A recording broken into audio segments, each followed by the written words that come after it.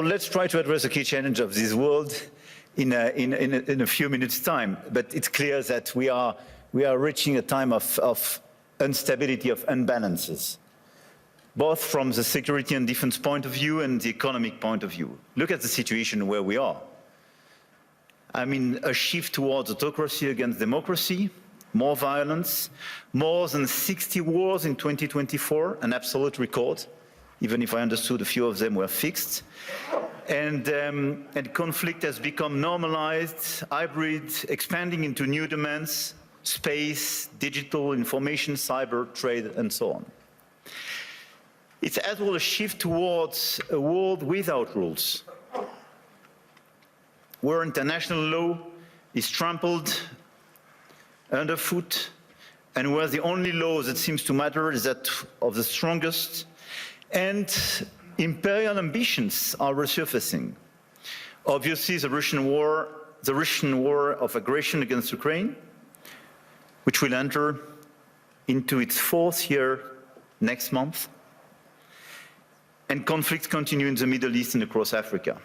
This is as well a shift towards a world without effective collective governance, and where multilateralism is weakened by powers that obstruct it or turn away from it, and rules are undermined. And I can multiply the examples of international bodies weakened or left by the key economies.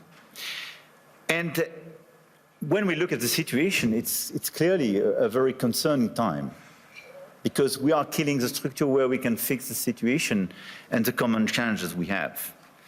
Without collective governance, cooperation gives way to relentless competition.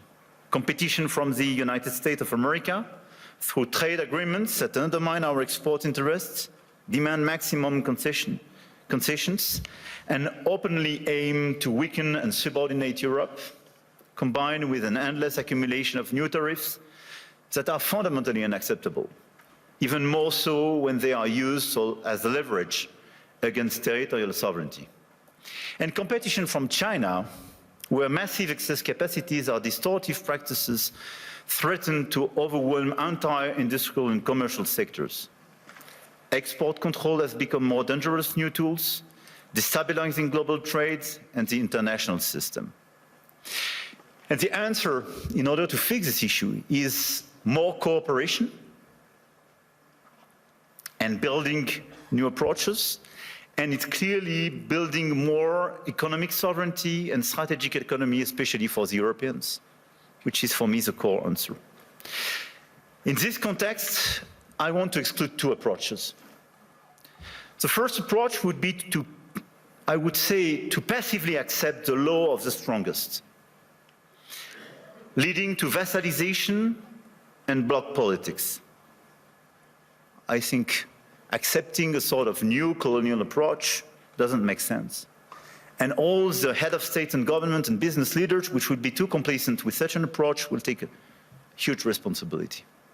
The second